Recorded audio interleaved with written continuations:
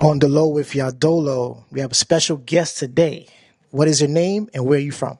I'm Agent O, and I'm from Stone Mountain, Georgia. And what do you do, Agent O?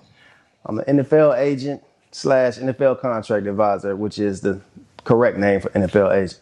What inspired you to step into this role? Well, back in the day, I wanted to be a lawyer or an attorney, and I was trying to figure out what direction I wanted to go in. And so I was deciding to go with sport and entertainment, which was it used to be a requirement in order to be an NFL agent.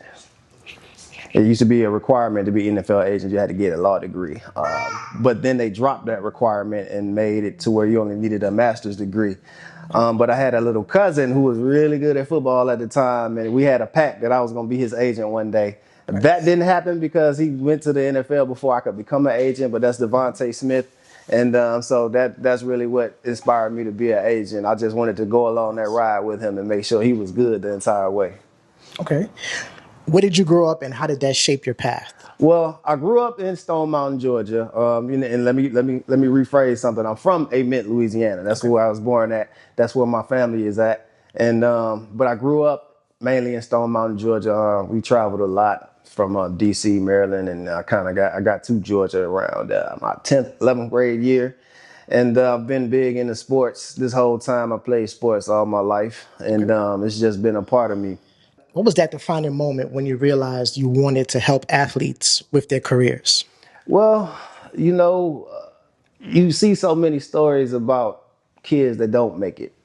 They don't go pro, and you hear a lot of horror stories about representation and about them just not knowing things that would have helped them, whether it be interviewing skills, knowing how to speak in front of cameras and things like that, and just having resources. So I felt like if I could get in, learn the game, and gather some resources, I could better help kids make it at least to play professional football, because it doesn't have to be the NFL. You got the Right. CFL, you got the Right. UFL, you got Arena League, Euro Ball, Mhm. but sometimes they just don't know about those resources. Here's the big question that everybody wants to know. How do you see the NIL reshaping college football today? Oh, I mean, it already has. It's turned it into professional sports. Well deserved. They just got to get a hold on it a little bit more. But you know, the biggest thing for me on a positive note is that kids are learning professionalism a lot sooner. You know, Mhm. because they're dealing with money and they're dealing with agents and they're dealing with teams now a lot sooner than they did before the NIL period. So Right. it's like they're turning into pros sooner, and the NFL and everything is it's not such a big deal to them anymore because they're already ready for it. What is the biggest challenge college athletes face now that NIL is a factor? The competition, you know, the smaller schools are suffering because the kids they get good and they go from the Grambling states and the smaller schools and they all go to the LSUs and the Georgia, and so everybody's trying to just be at the top, you know. So and there's not enough room, you know. Sometimes you got to perform where you are, and I think they just have to learn that and get comfortable with being where they are and producing where they are, Right. because that's the biggest challenge right now. And also just dealing with the dynamics, like you're in the same locker room with somebody who's making $1 million and you're getting $10,000. You know what I'm saying? So that's huge. But that's how it's going to be at the professional level. What is the what is the biggest contract that you have seen so far? The biggest contract. Oh well, I see it every contract. So I would say as just looking at contracts, probably Pat Mahomes. Yes, because his stuff is crazy. Yeah. Yeah. What was your biggest hurdle early in your career? You don't get a handbook when you become an agent. You just test in, you're certified. You know, you do everything you got to do. But then it's just like a pat on the back. Good luck. So where do you meet scouts? They don't give you scouts numbers. You got to just kind of beat the ground up. Like any NFL event, you got to go to it. Go to some bar, sit next to somebody. He's got on a Cleveland Browns NFL hoodie. You ask him what he does, and Right. then you find out he's a scout. You get his number, and Right. the networking has been tough. It's been really tough. Nobody's like What's what's the most rewarding part of your job? the most rewarding part is when you help somebody and it works out. It's a really good feeling when just any small win. Like I just had a kid from a small school. He didn't have a pro day because some of these schools don't have pro days. So I was able to get a scout to help him get into a Kennesaw State pro day, and it just felt good seeing he was able to go perform. Okay. What's one piece of advice you'd give a young athlete or aspiring agent?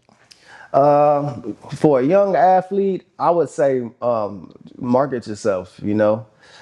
Use social media as a tool because it could get you out there farther than pretty much farther than your performance can, honestly. So if you're good, speak on social media. They want to hear you talk. They want to see what you do from day to day. And for a young agent, just hit the ground running. You don't have a lot of time.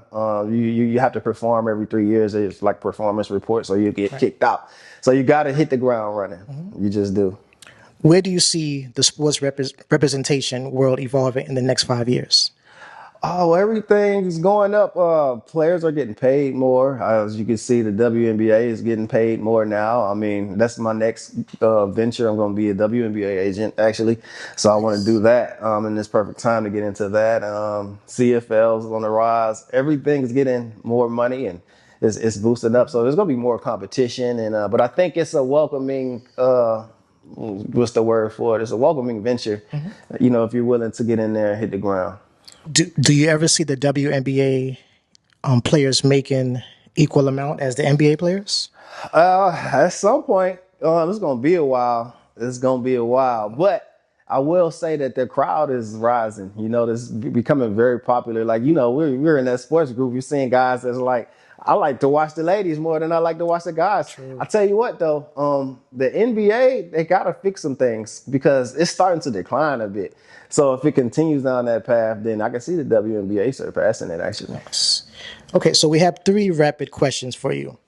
What's the toughest decision you've ever had to make for a player? The toughest decision I've ever had to make for a player was pretty much deciding that he wasn't going to make it to the NFL. And then having to have that conversation. And, I had to make that decision because now my time is involved and it's not going to work out. So you have to, go about other paths, maybe the CFL, maybe arena football, so. One word that sums up your approach to advising. Persistent. Okay. What's a skill every athlete or advisor needs to thrive? Networking. Thank you, Mr. Oni, for gracing on the Low with Yadolo.